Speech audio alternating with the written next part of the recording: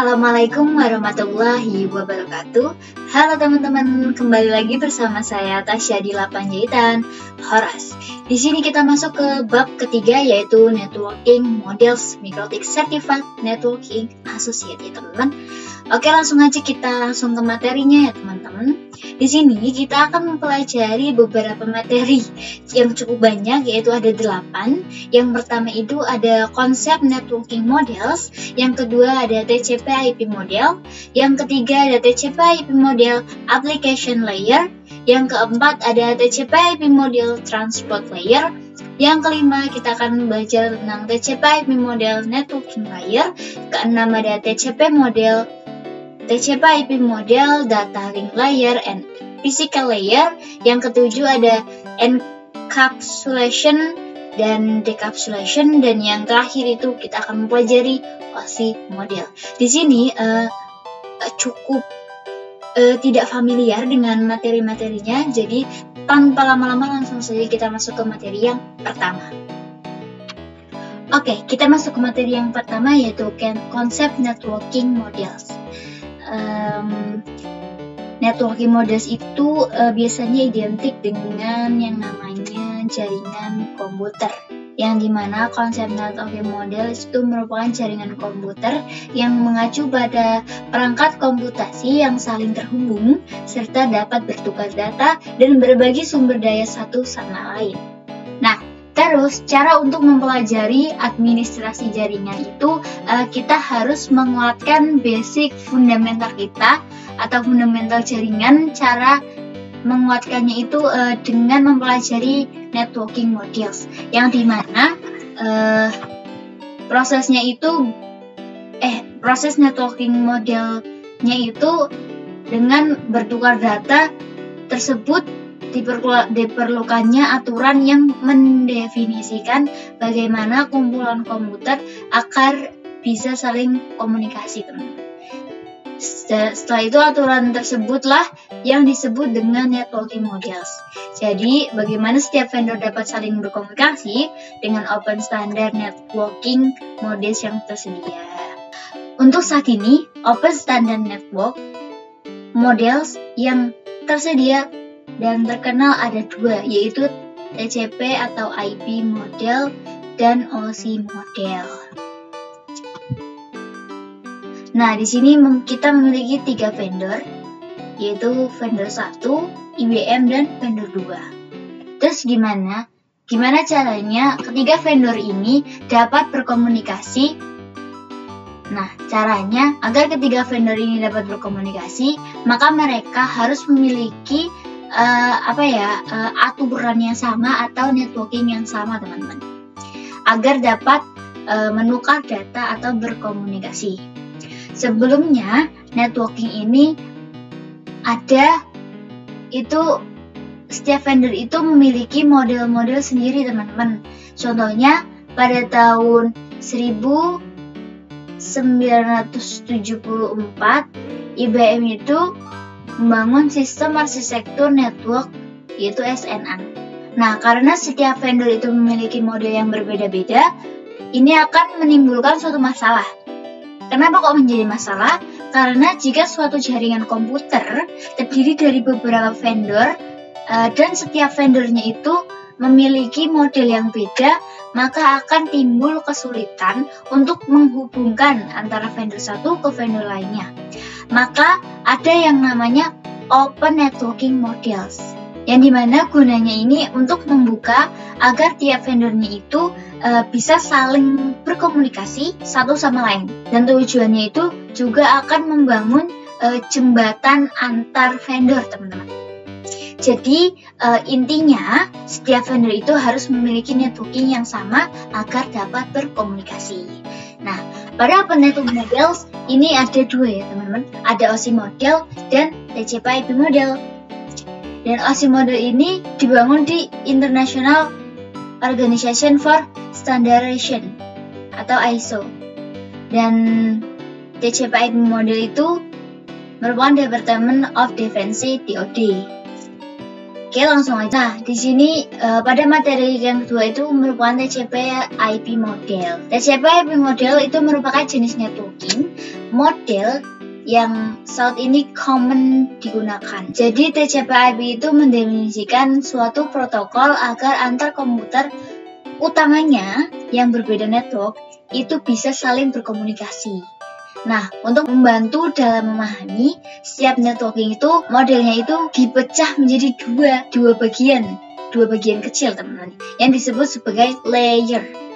Secara dokumentasi, TCP IP model terdiri dari 4. Nah, ini merupakan TCP IP model. Namun, penerapan dalam real networks, TCP IP model lebih mudah untuk dibagi menjadi 5 layer. Nah, ini secara dokumentasi TCP IP modelnya itu ada 4, ada application, transport, internet, dan network access.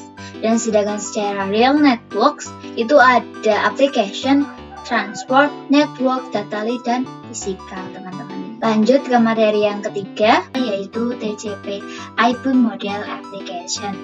Nah, yang dimana networking model adalah sebuah model atau referensi dalam pengembangan dan pemahaman komunikasi data pada jaringan komputer. Yang secara sederhana penjelasannya, jaringan komputer itu adalah sesuatu yang rumit dan kompleks, baik itu dari perangkat-perangkatnya dan perangkat media penghubungnya sampai pada aplikasi yang berjalan di dalamnya, teman-teman. Dan perangkat-perangkat tersebut itu biasanya diproduksi oleh vendor yang berbeda-beda, seperti Rotobot. Ada yang diproduksi Mikrotik dan Cisco. Kemudian web browser itu ada yang dibuat oleh Google dan Mozilla. Dan juga lain sebagainya, teman-teman. Masih ada banyak lagi. Nah, dari hal-hal tersebut, disinilah merupakan fungsi networking model itu sendiri. Dan perannya adalah untuk memisahkan fungsi-fungsi jaringan komputer tersebut. Terus gimana caranya? Caranya adalah dengan membuat beberapa lapisan fisik hingga non-fisiknya, teman-teman. Nah, pada setiap lapisan itu terdapat kumpulan-kumpulan aturan yang harus diikuti oleh setiap komponen. Nah, jadi kita harus memiliki aturan-aturan ya, teman-teman. Nah, agar dapat saling berkomunikasi dengan komponen yang lainnya, teman-teman. Nah, tujuannya dibuatnya networking ini adalah sebagai acuan aturan yang harus diikuti oleh pembuat perangkat vendor. Bisa dilihat di sini adalah merupakan contoh model networking jika suatu pekerjaan itu digunakan dengan networking itu lebih enak dipandang atau lebih gampang untuk mengerjakannya. Di sini merupakan pekerjaan yang tidak menggunakan networking dan menggunakan networking. Di sini merupakan case networking atau tidak menggunakan networking. Ini sangatlah berantakan, teman-teman. Tidak enak sekali dipandang dan susah untuk mengerjakan sesuatu project. Dan sedangkan yang model networking itu dia akan tersusun rapi, bagus dipandang dan tidak mudah terpecah belah seperti yang sebelah sini. Jadi itu adalah fungsi dari networking model application ya, teman-teman.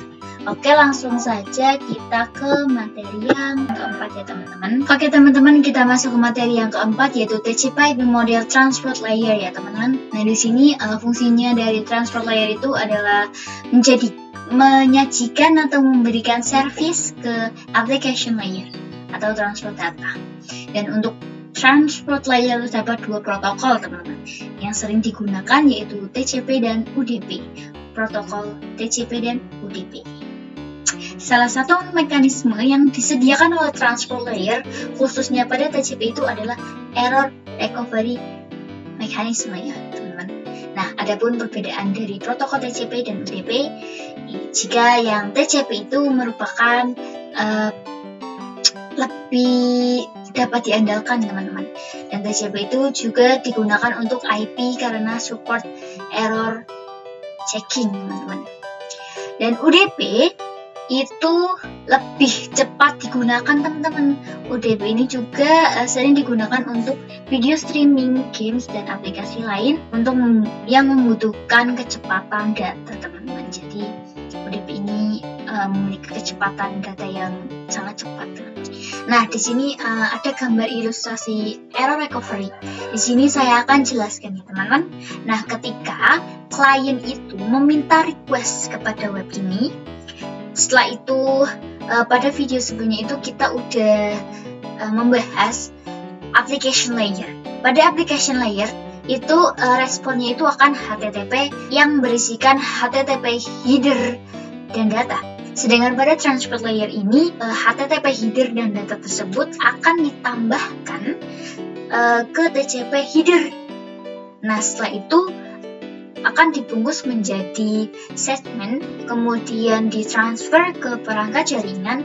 Bisa jadi respon dari web servernya itu akan hilang teman-teman, atau error. Nah, biasanya ketika hilang responnya itu klien akan melakukan request ulang teman-teman. Jadi seperti itu. Lanjut kita ke materi yang kelima. Oke teman-teman, kita masuk ke materi yang kelima, yaitu TCP/IP Network Layer ya teman-teman. Bisa teman-teman ingat, pada pembahasan application layer itu dia memiliki banyak protokol layer teman-teman.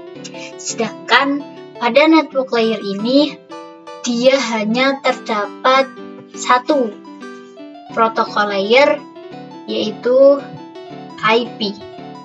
Dan IP ini menyediakan dua fitur yang sangat penting, yaitu addressing dan routing, yang dimana ia berfungsi untuk menangani konektivitas dan pemilihan jalur.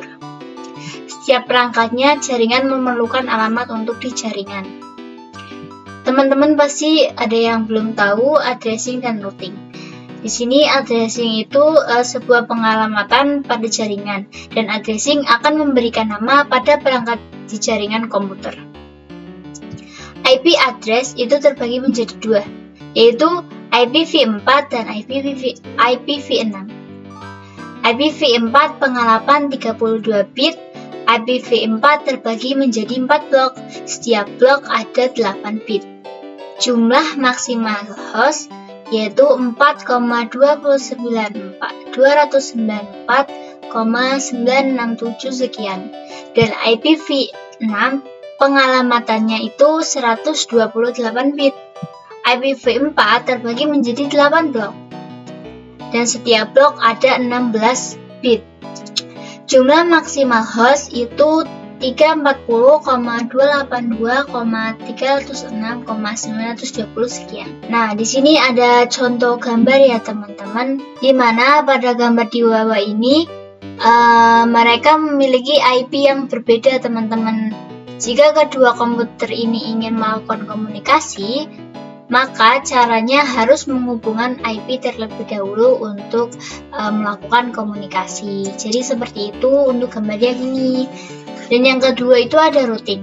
Routing adalah salah satu fitur yang disediakan pada IP di bagian network layer yang bekerja layaknya kantor pos, mencari rute tercepat untuk sampai tujuan. Nah, di sini ada contoh gambarnya ya routing. Nah, routing ini layaknya kayak kantor pos gitu loh teman-teman. Ketika ingin mengirimkan surat maupun paket, pasti akan meminta alamat yang paling dekat, sama seperti routing. Jadi seperti itu.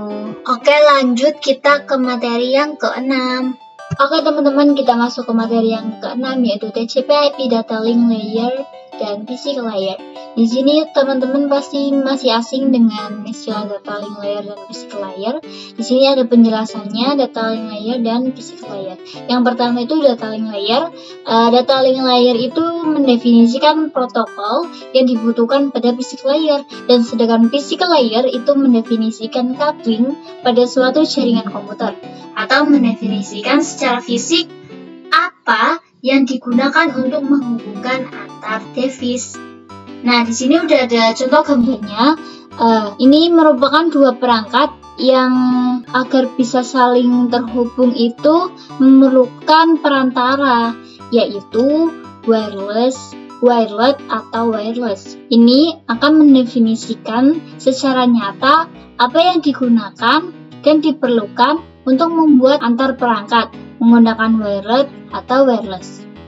Nah, untuk perantara wired menggunakan kabel UTP dan yang wireless itu menggunakan gelombang elektromagnetik. Salah satu fitur pada data link layer yaitu VCS, teman-teman. Salah satu fitur pada data link layer yaitu VCS atau frame check sequence. Kita bisa lihat perbedaannya. Kalau data link ini mekanismenya itu berbasis detection. Sedangkan di transport layer TCP itu tidak hanya detection layer tapi juga melakukan recovery ya teman-teman. Nah, di sini juga addressing yang digunakan pada data link layer adalah MAC address. Segitu aja materi yang ke-6, langsung saja kita ke materi yang ke-7.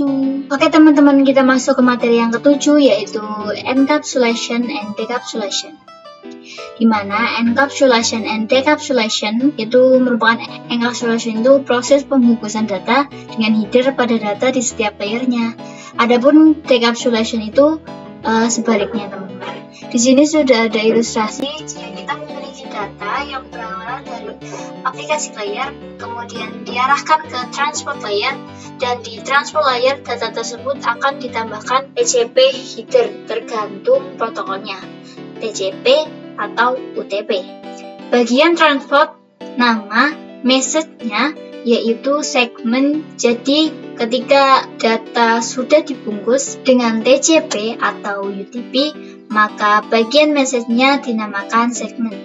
Dan jika ingin dilanjutkan ke network layer, akan ditambahkan IP paket. Dan ketika dari network layer akan diarahkan ke data link layer, dan nanti akan ditambahkan data link header dan data link tailing. Istilah ini biasa disebut dengan kepala dan ekor. Message-nya pada layer ini dinamakan frame. Dan yang terakhir itu physical layer yang berbentuk bit 0.1.0.1. Sender itu dinamakan proses encapsulation ketika sender ingin mengirim paket ke recovery. Jika sender sudah sampai ke physical layer lalu recovery, maka akan dilakukan proses decapsulation atau perubahan agar menjadi data lagi. Jadi seperti itu encapsulation dan decapsulation teman-teman. Langsung aja kita ke materi yang terakhir ya teman-teman. Oke teman-teman, kita masuk ke materi yang terakhir yaitu OSI model.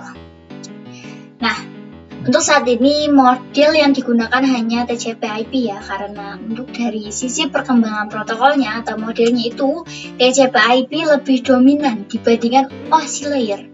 Namun OSI layer bisa dipelajari karena mudah dipahami. Sebelum networking model ada, setiap vendor membuat atau memiliki networking modelnya itu masing-masing teman-teman. Karena setiap vendornya itu memiliki networking yang berbeda, maka komunikasi antar vendor sulit dilakukan. Jadi usaha untuk membangun suatu jaringan komputer sangat besar. Banyak vendor tadi itu bagaimana upaya agar tetap bisa berkomunikasi dengan baik antar vendor satu dengan vendor lainnya.